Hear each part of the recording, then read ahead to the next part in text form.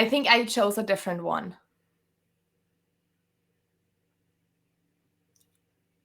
I think we're live.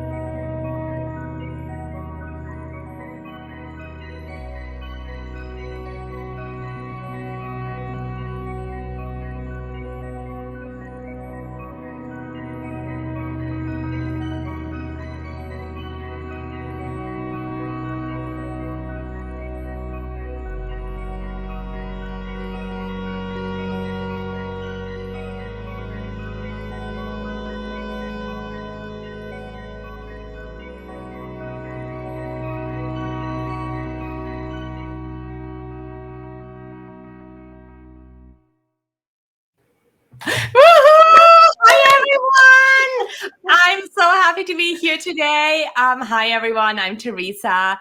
I guide women in discovering what they're meant to do and empower them to find a fulfilling career. Super excited to be here with my good friend, Anna. Hi, Anna. Hi everyone. I'm Anna. I help you advocate for your career well-being. It's time to become your chief career officer and develop your career in a healthy work environment. Oh, just absolutely love what you do. And this is what we're going to be talking about today. Everyone who is here and listening in, please drop a hi in the chat. Let us know that you're here. Let us know where you're tuning in from, because if you don't say hi in the chat, we don't know that you're here, right? Yes, we can't tell that you're here unless you say hello to us. So let us know where you're tuning in from. I'm tuning in from North Carolina. And I'm here from Hawaii. Yeah. We're so far apart, but on the same screen. Isn't that amazing? Yes, it is. All right, our topic today, super, super excited. Our topic today is how your work environment affects your well being. What an important topic. Now, everyone who's listening in, can you raise your hand if you've ever been in a work environment that did not contribute to your well being? I've definitely been there, and I know I talk to people every day, almost every day, who know what who have firsthand experienced what a unhealthy work environment can do to them. And we're here today to give you some tools to find something that's better, an environment that allows you to thrive. And we want to start off with Anna, because we'll start off with Anna sharing her experience about what it is like to be in a work environment that's not the right one for you. Yeah, so But hi wait, before you take it, let's everyone. say hi to everyone. Hi, Sam. Super Yes. awesome that you're here. Hi, Melissa. Great to see you. And I love that you're here too, Julie. Hi, everyone. All right, Anna, it's all yours. Sure. So I am very passionate about talking about the work environment because for many, many years, spent years in environments that were not the right environment for me. Some of them were toxic. Some of them were just not the right team, not the right manager, not the right setup. Meaning for me, like going to the office 5 days a week, having a long commute, all these different things, they add up for me to feel like I was in the wrong environment. So I spent many years with this fear of finding a better job because I thought that another environment was going to be the same. And I know some of you feel the same way. You sometimes you don't realize why you dislike your job or why you have those negative feelings, because we spend so much time at work, right? Like we're going to actually spend, when you think about your career, you're going to spend more than 40 years in the work environment. So sometimes you don't know what's going on and you don't know what's wrong, but it could be that environment, the situation you are in. It could be your manager's management style. It could be the team. It could be the team environment, for example. if you are in a competitive environment and you're not a competitive person, no matter how hard you work, it's going to be tough to always feel like you're left behind, right? So that was me. Like I had this experience. I used to say yes to everything. I had no boundaries. I didn't even understand what boundaries were, because when I came to this country, I was taught that you just say yes, because the harder you work, the more hours you put in, that's how you're going to get a promotion. So I learned that way, and I was doing all of those things, right? And not every work environment is going to be the same, but I know we fear, like when we are in these situations, that how am I going to know if changing, going to a different environment is going to be any better, right?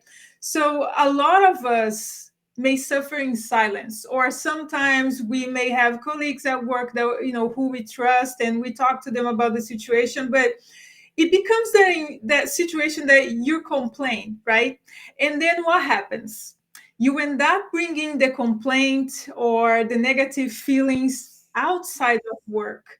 Maybe your friends, say something to you and just say, hey, your vibe is not good today, what's going on? And the next thing you know, you're just complaining. Or you snap at a family member, or you don't feel like playing with your children. It's just like all these different things that are going on inside of you, and you don't know what to do about it, right? So the main thing that I want to say here at this point is that you may become your work environment without realizing it, because you spend so much time and everything seems usual and normal, that those negative feelings, you start bringing them outside of work. And after a while, because burnout is, is going to build, it's going to affect your health, it's going to affect your mental and your physical health, and it's also going to affect your well-being, meaning it's going to be hard for you, for example, after working 10 hours a day, to come home and wanting to do anything, right? Like you don't want to cook, you don't want to clean, you don't want to do anything that, those are chores, but like you don't want to even do anything that brings you joy. You don't have any hobbies. Like like for example, for me, for many many years I loved dancing, and I didn't do anything. It was just something that was in the back of my mind, but I didn't go to a gym, I didn't join anywhere. It's just like work would take place, and then all the chores, but not, I wouldn't do anything that would bring me joy. So some of you may be feeling these negative behaviors or these negative feelings, and then you bring those either issues outside of work to the people you love, or even like both things can happen, right? You start having the physical issues. I've been to many doctors, and I had so many things that they couldn't diagnose. I would go to one, they would say, oh, we think it's this, and we would try to treat it, and no, it wasn't. And then I would go to another one, same situation. So it just became like this big snowball that like of health issues, one thing after another, and then it affects the mental health. And I mean, one thing that I want to say here too is no amount of medical, mental health care can help if you have to, like, you don't do anything to try to get out of that environment. I mean, yeah, you need an exit strategy, you're going to need an exit plan. But while you can make that happen, you may need to take care of yourself, like, yes, seek medical, professional help. Try to figure it out, how you can start setting boundaries, and try to take care of yourself, right? Like, how can you find ways to take care of yourself while you figured out how to get out of that situation? So I have some scenarios here. I have some notes here that I want to, like, just to make it this more like, I want to make sure that this resonates with you. So for example, you are with your friends and family, but you're worried about work. Let's say you got a text message or you saw an email coming in, right? Like I bet like this happened to some of you here in this call right now. And this has been like over 5 years, and I can still feel the anxiety in my body when you say that. Like, think Yeah. about a text message from your manager, and I'm like, yes. Yeah. But so you are with family and friends, or Mhm. maybe you're playing, if you have kids, you are playing with them, and then you see that right away. Yeah, You're physically there, but your mind wanders off. Your mind, like, and instead of being like a wander, like, let's say you're watching, like, I don't know, animal videos, and you're happy, it's the negative, right? It's yeah. those negative feelings that, oh, something else for me to do, right? Or Truly you look at, relates to. Thanks for sharing. yeah, Truly appreciate that. Yeah. yeah, or And you the look at, absolute worst was like if you on a Saturday morning you get that text from your manager like, I need to talk to you on Monday. Oh my yeah, God. Like that anxiety, like you don't even know what it's gonna be. What did you do wrong again? What is gonna happen on Monday? And that your weekend is gone. yeah. That's a One text. very, very ineffective communication, by the way, because Yeah. why don't you explain at least briefly what is the conversation is going to be about? Because I've been in that situation too, Teresa, and honestly, the entire weekend I was worried, concerned, just to learn on Monday afternoon that was like a minor thing, Right. right? So you lose your weekend just worrying about work, right? Some more scenarios here. Andrew Let's has say, one too. Like you, yeah, hi, and also Andrew. it affects your relationship, right? Like, and Yes. I had a great conversation about just that with Andrew too. Of like how you bring the mood that work puts you in, how you bring that home. If Yeah. work puts you in a bad mood, you bring that home into your home environment, into your relationship. If it puts you in a good mood, you bring that home too, but obviously in a much more positive way. Yes, absolutely. Another scenario here is when someone asks, "What do you do?" and you kind of talk about it, but you're a little hesitant because it's almost like talking about work brings those negative feelings, right? So why the, oh, I do this X, Y, and Z, but then, like, you don't want to keep the conversation going because you don't have a lot of good things to say about it. So yeah, or if you leave for the weekend, right? It's just like those, or you just don't want to show up to work on Mondays, right? I understand no workplace is perfect, no job is perfect, but if most of the time you feel like I just, I dread Mondays, I don't want to go to work, or you like it's Sunday and you have something called the Sunday scaries, which is that anxiety about the work week ahead. You're already thinking Mhm. about working, about your work week, and you're not enjoying your weekend, just worried about that. So those are just some examples that your current work environment may be affecting your well-being, and your well-being is your mental, physical health, and your happiness, your prosperity. And if you don't feel those things at work, and again, I'm not here like saying, oh, every day is going to be perfect. That is not what I'm here to say, because even when you love what you do and you really have a connection and you enjoy, you are going to have days where you just, when you just don't feel connected with the work, or you're just not feeling well, or so that's normal, okay? But if the majority of the time you have those negative feelings towards your job, you don't have job satisfaction, meaning it's almost like you're just there just in autopilot, but your mind and body just don't want to do this anymore. You don't want to be there physically if you have to go to an office, or if you are a remote employee, you just don't want to turn on your computer because you know that you're going to get a lot of messages and things and tasks, or meetings and all these different things, right? So like I said, we spend a lot of our work, hours, awake hours at work. So if your environment doesn't work for you, you may not be able to achieve your full potential. You're gonna try to fit in, but you're not necessarily going to have that feeling of belonging. Like you enjoy going to work, you enjoy your colleagues, you enjoy the work you do, because the work environment doesn't help you feel those feelings. Yes. So true, Anna. Thank you for sharing that. I think that was a lot of people can see themselves in exactly what you are sharing. Mm-hmm. And as you were talking about that, I actually had a graphic that I used a while ago, and I thought that would be a really great one to bring in. But thanks for your contribution, Andrew. Your work environment will affect you if you are not seen, heard, valued, and understood. You must have trust and respect in your work environment. Yeah. Yes, you do. And I think what's the hard thing is once we are in our career for a while, we feel like this is normal. This is how work is. The one thing, like for me, I mean, I was in my career for 8 years in my previous role, and I wasn't happy there, but I thought that is normal. Like I thought like that's just how you feel at work. The only thing that made me realize this is not what everyone experience is that it was different for my husband. My husband has an amazing work environment. He has a lot of freedom and flexibility, and like in a way that his manager trusts him.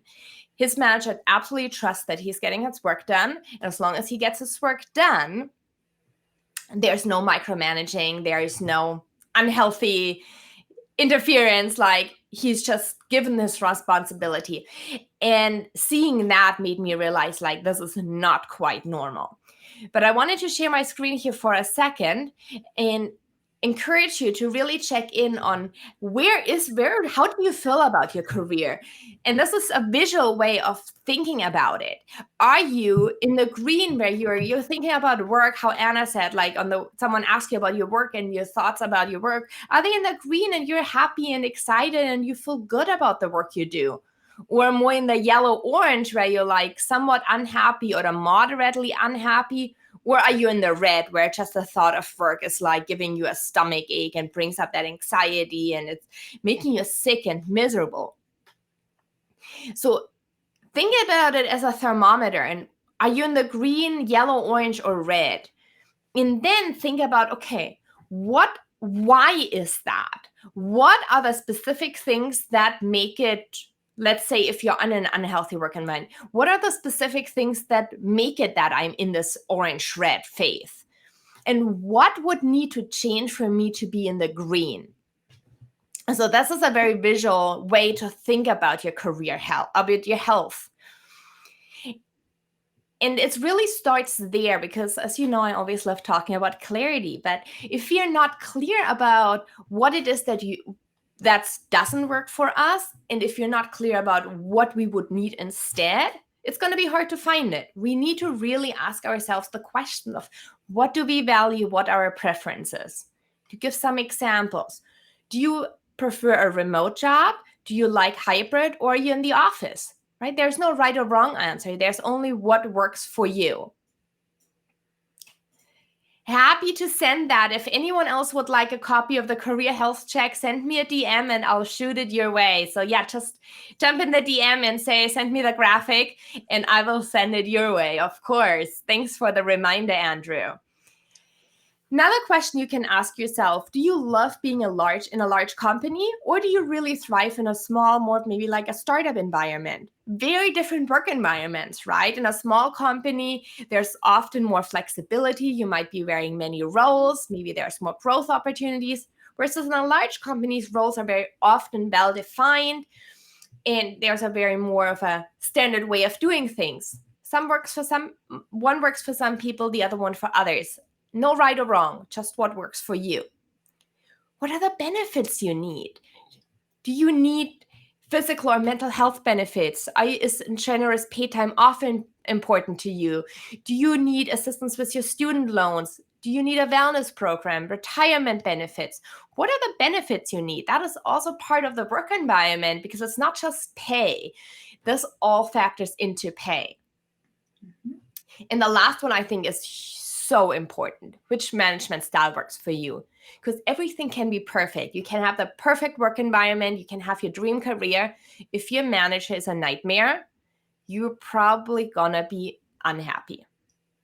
So knowing what type of manager you would want to work for. Do you want to work for someone who's very direct? Is it important that they're very supportive, that they encourage you to grow? Do they want truly the best for you?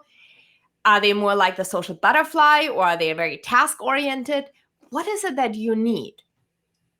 And then once you know what it is that you truly want, and some people, we always talk negatively about micromanaging, and true micromanaging is not healthy. But some people want a manager who very clearly gives them instructions and directions and holds their hand through a process. And others want more independence, say like, just let me know what I need to get done, I'll do it. There's also no right or wrong here.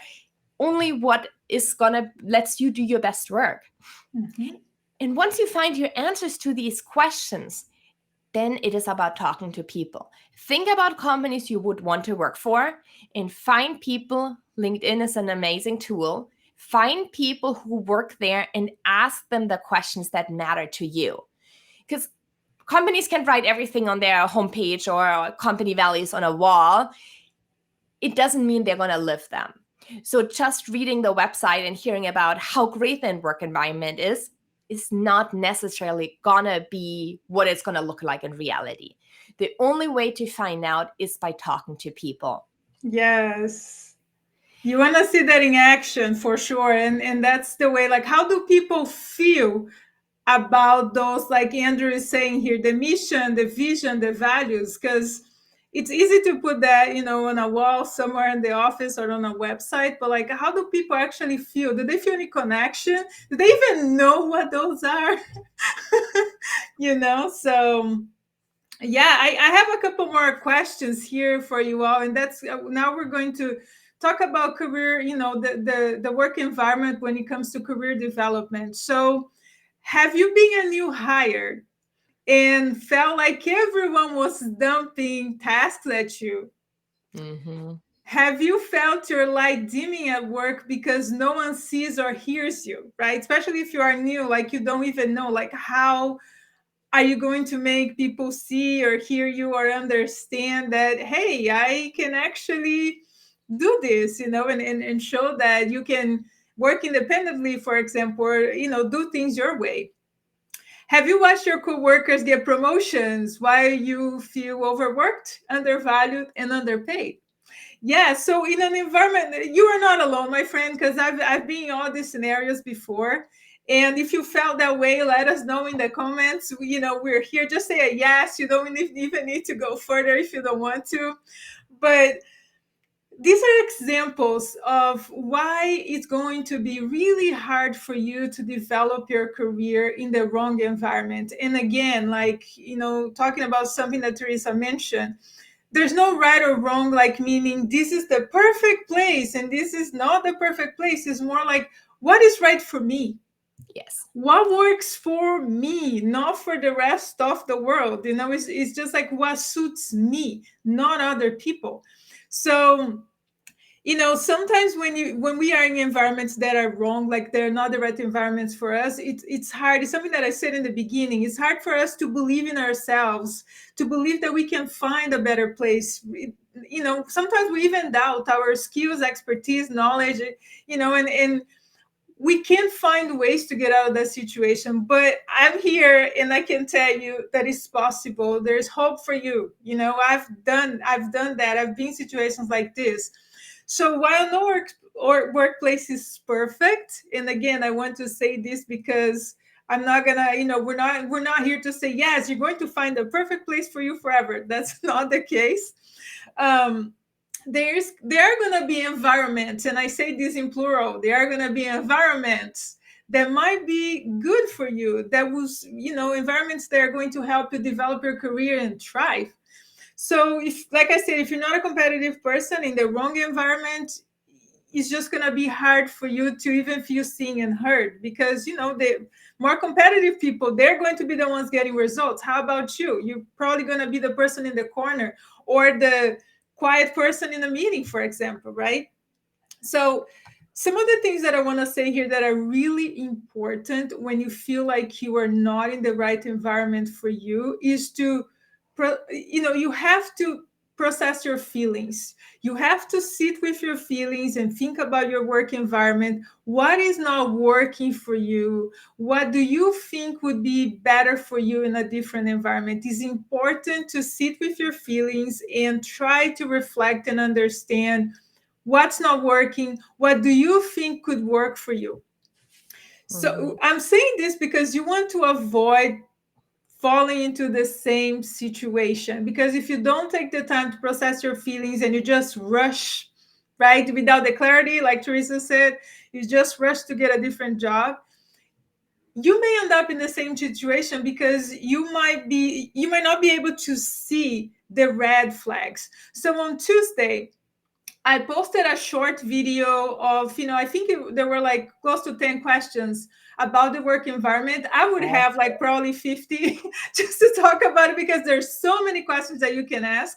So if you want to go to my profile and check out that video, I have like those questions that are basic questions that you can ask in a job interview to help you figure it out if that environment would work for you.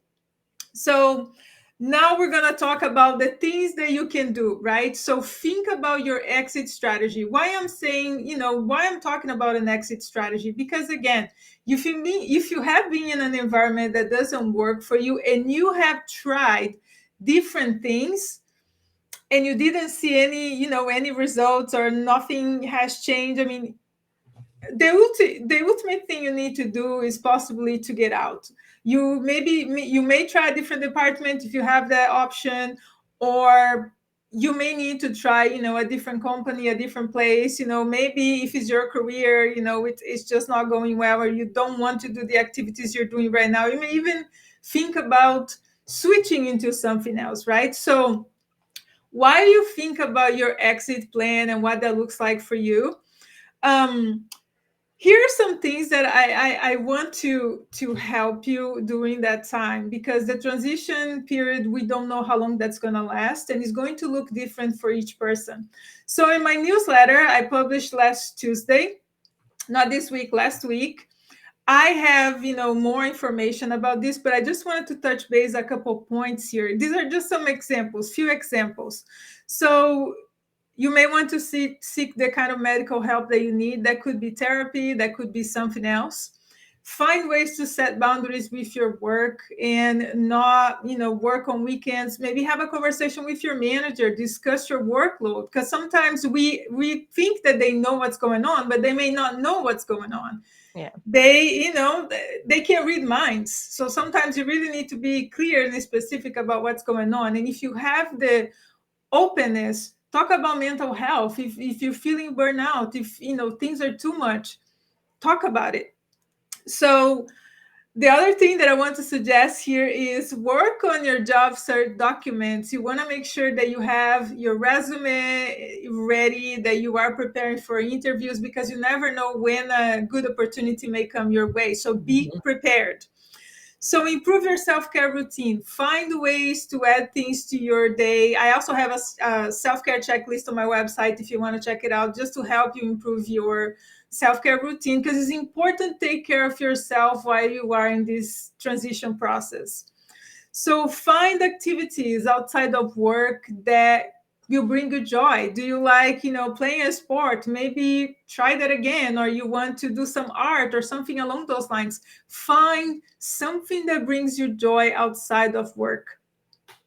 And if you really need to get out now, it may be time for you to get something that, we usually call it a bridge job, which is that job that is, while you try to find a better job or a better career path, it's a job that is still bringing in some income and helping you pay the bills. It's not your dream job or your end goal. It's not, but you still have some money while you are processing your feelings, dealing with burnout, trying to seek medical help, trying to figure it out how you're going to find a better work environment. If you need to get out now, find a bridge job and try to figure it out, ways that you can take care of yourself and improve your well-being. So yeah, I mean, if you want to sign up for my newsletter, Theresa just put the information there. It's once a month, it's monthly. I don't send a lot of emails, so I highly recommend. I have the previous newsletters on my website if you want to check it out. Anna's newsletter is an absolutely must sign up for. Like, if you want to get once a month a really good newsletter in your inbox about finding the right work environment for you, definitely go and sign up for it at annagoehner.com. And let's get to Andrew's question. What if they just feel like you do not have enough work for you to do? Oh, I get it, Anna. Okay, I think you answered that question. Perfect. All right. Well, so as I said, definitely go sign up for Anna's newsletter. It is It's like really, really good. I've read all of her articles, and you're gonna get high quality information. And then if you're in a situation where you feel like, okay, it's time for me to make a change, like I need to find a better career, something that lights me up, something that does not give me that unhappiness that I've been feeling every single day when I go to work, and gives me that, just doesn't bring me any joy. I want you to know that it is possible for you to make a change. It's possible. Like Anna has done it, I've done it. I know so many people who didn't think they could find something better, and they did. So the first thing is really get your mindset to like, yes, there is a better career out there for me, and I can do it. And then if you're ready to take this first step towards it, I invite you to join my Career Clarity Challenge. It's happening in 17 days. So it is literally just around the corner. It's coming closer and closer every day. And in just 5 days, you'll discover the career you're meant to do, have real serious clarity, and an action plan that allows you to turn that dream into a reality. You're going to get my whole clarity coaching program, which is usually way over $1,000. And you're going to get that for $27 if you sign up on the waitlist today. So what I truly, truly, truly want for you from the bottom of my heart is that one day, far in the future, you're going to look back on your career and you're going to be happy, and you knew that you did exactly what you were meant to do, because that's possible for you. So go ahead, sign up for the Career Clarity Challenge. Waitlist is closing at the end of the week, so you only have a handful of days left, and spots are filling up quite fast. Yeah, I bet there are a lot of people in this situation right now. And I mean, this is an amazing offer. I mean, so yeah, sign up. Thank you, Anna. And then we're going to be live again in a month from now, Anna and I. And next month in April, we're going to be talking about the power of believing in yourself. So the power of believing in yourself, LinkedIn Live, Facebook Live, and YouTube Live is going to be happening on April 27 at the same time as today. Super excited for that. Yes, me too. I mean, yeah, like I love the topic. I love talking about, empowering people. It's something that I'm really, really like, I love talking about it. So I can't wait to talk about that topic too. I know. It's going to be a really good one. Yes. Thanks everyone who has been in here and tuning in. If you have any questions, now is the last chance to ask. Otherwise, our inboxes are always open. Yeah. If you're looking to make a change and you get an interview, how do you express that you're looking for a positive work environment?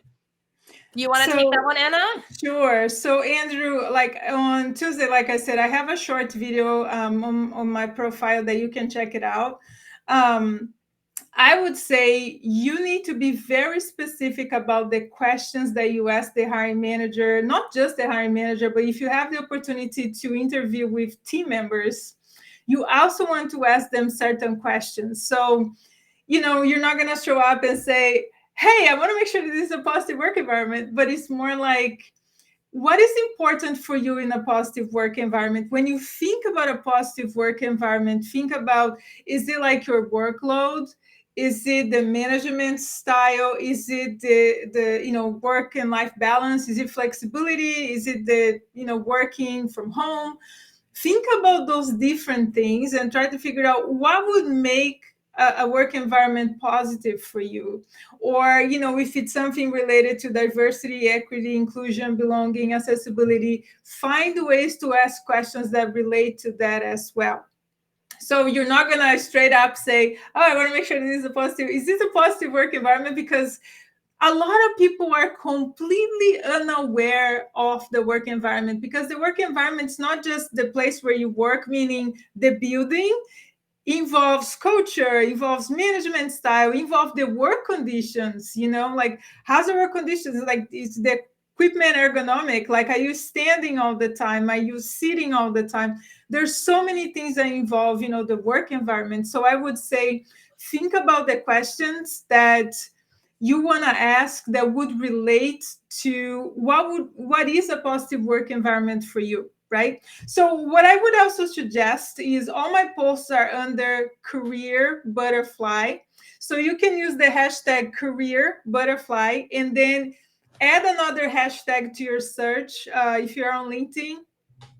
and then you add career butterfly and then another hashtag for work environment, because a lot of my posts are about the work environment, and that's the easiest way to filter the posts that are directly related to work environment. But I might create a specific post about this with probably, or maybe, like a carousel or something along those lines, with more questions related to the work environment. And I am here to continue to bring awareness of what the work environment is, because in a lot of people's minds, it's just the building where you work, the office, but it's not. So thank you so much for this question. I really, really appreciate it. Great answer, Anna. And to answer that last part of Andrew's question, I wanted to add something here. So, would you ask those questions at the end of the interview when you're asked if you have questions? Yes and no. So, my recommendation is be prepared for questions at the end of the interview, but you do not only want to ask about the work environment. You need to ask questions that show that you're actually excited about this opportunity, that you see yourself growing, that you've learned something about this company, that you prepared and researched the company. So you can ask, I would say, one question about the work environment. That is good, but also ask other questions that really show your drive and ambition and enthusiasm for the opportunity. Yeah, that's why you do the research beforehand. Like, you look at the website, look on the internet, look everywhere you can about the company, the culture. Ask people, who used to work there or still working there right now. Maybe you like Teresa said, you ask one or two questions, but your interview is not going to be about just the work environment, because you also need to figure it out, about the job, about the hiring manager. Like, you want to make sure that you build a connection with them in that one interview, right? Like, do you see yourself working for this person? So, and pay attention to the cues, right? The non-verbal cues, or sometimes did they answer your question in a way that sound like a red flag for you? Or if it does, maybe try to ask a follow-up question or a little more clarification, just to have a sense. So it's important to do research beforehand. It's also, in one of my newsletters, I talk about the company culture. So it's important to do the research before you even show up to the interview. And when you are in the interview, you ask one or two questions related to the work environment that is going to help you have a sense of, how the work environment might be. Yeah. I always advocate for talking to people at that company. Do not ever, if at all avoidable, accept a job offer without having talked to someone who works there. If this is part of your networking, usually it happens before the interview, because the clients I work with, we approach a job search really based on networking, building relationships, and learning about companies before we even interview for them.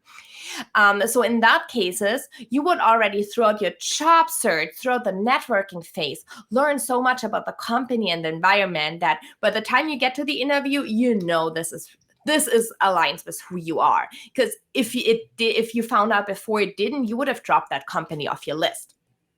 However, if it ends up being a situation where you just submit an online application, you get into the interview, and you haven't done that research part or that talking to people yet, I would still research. But then when they offer, before they offer, like at the end of the interview process, when you receive an offer, at the very latest, then you need to have a conversation with someone who works there. You absolutely have to do that. So you can say like, oh, I'm so excited to accept them. I'm so excited to have received this offer. This sounds like an amazing opportunity, aligned with exactly what I want to do. Before I make my final decision, can I have a 10-minute conversation with someone on the team? If the manager says no to that, that would be a pretty red flag for me. But I've never actually came across that situation. They always say, yes, of course. Like, I set you up as a call with this person, and you can ask more detailed questions and find, is this gonna be, when you say yes to this offer, is that gonna be really aligned with what you want for yourself? Yeah. All right, we are as always over time, but love the questions. Thank you so much for everyone tuning in. Again, we're gonna be live again. That is gonna happen on April 27th. 27th. The power of believing in yourself. and send us any questions. Send us a connection request if we are not connected yet. And we always love hearing from everyone here in the lives. Yes. Thank you so much for being here. We appreciate you. Yes, thank you. And we'll see you next month. And we'll see you on LinkedIn and all the other social media platforms in the meantime. Yes.